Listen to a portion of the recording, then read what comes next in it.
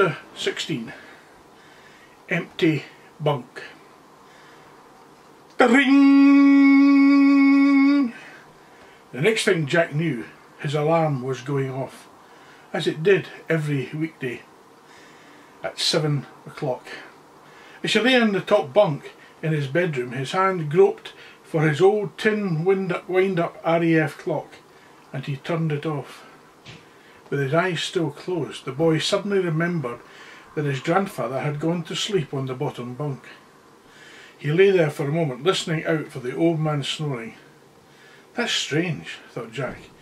He couldn't hear a thing, yet he could feel the key still safely hidden under his pillow. The door must still be locked. There was no way Grandpa could have gone out. All of a sudden, Jack realised he was cold, painfully cold. The top of his blanket felt icy. The model planes above his head were lightly dusted with frost.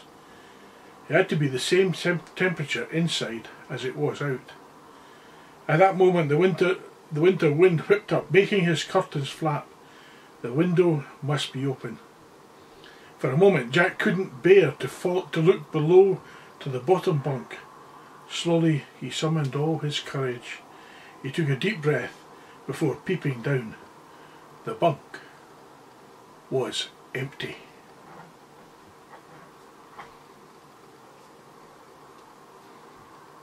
The bed was so neatly made, it was as if it had never been slept in. That was very Grandpa. Despite making a daring escape in the middle of the night, he couldn't leave the bed unmade. His time in the RAF had made him a stickler for everything, being spick and span. Leaping down from the bunk bed, Jack dashed to the window. He looked along the row of frosted gardens for some sign of the old man. Next his eyes searched all the trees, roofs and even lampposts, in case his grandfather had climbed up one of them. Nothing. Beyond the gardens sat the park. It was still early and empty of people. The wide expanse of grass was covered with a thick layer of frost, and Jack couldn't make out any footprints. Grandpa was gone.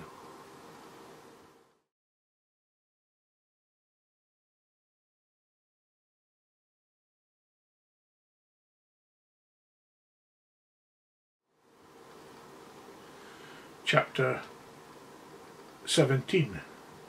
Nothing. Days and nights went by with no sign of the old man. The townsfolk formed search parties, the police were called out, and Jack even made a tearful appeal for his safe return on the local news. On the boy's instruction, all the highest points for miles around were checked, the tops of hills, roofs of any tall building, the church spire of course, even electricity pylons. Nothing. Jack designed a missing poster for his grandfather. He had hundreds photocopied at school and trundled around the town on his trike, sticking them up on every tree and lamppost he could find. Nothing. Every time the telephone or the doorbell rang, Jack would race to answer it, praying it would be news about Grandpa.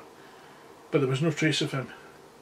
The boy felt terribly guilty and would cry himself to sleep at night. His mum and dad told Jack not to blame himself, but over and over he wished that he had listened to them.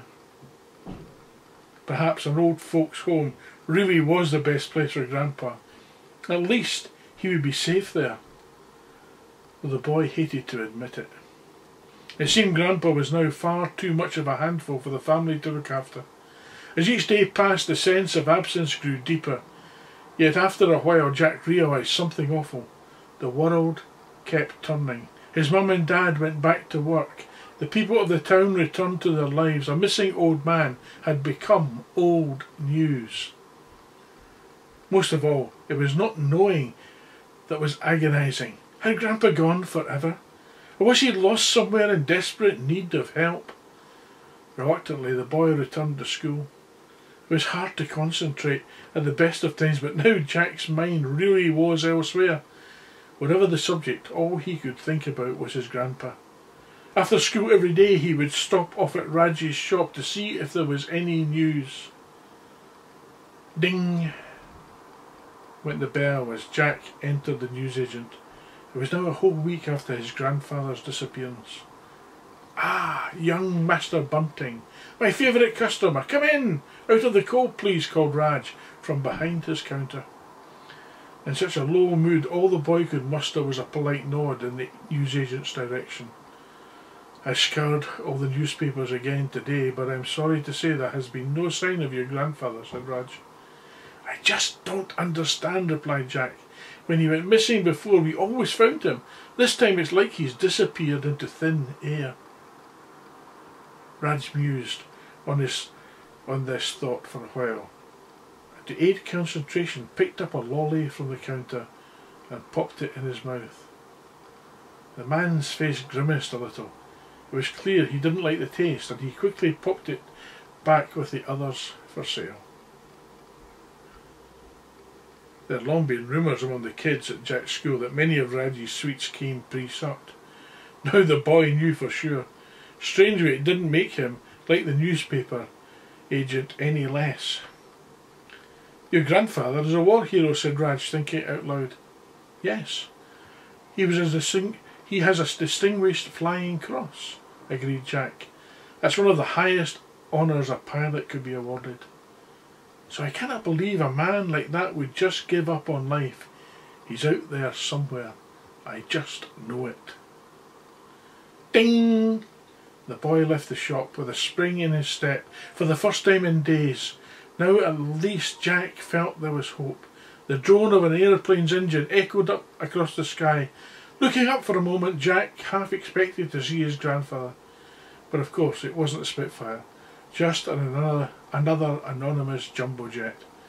Up and away, the boy recited to himself. Raj was right. Grandpa must be out there. But where?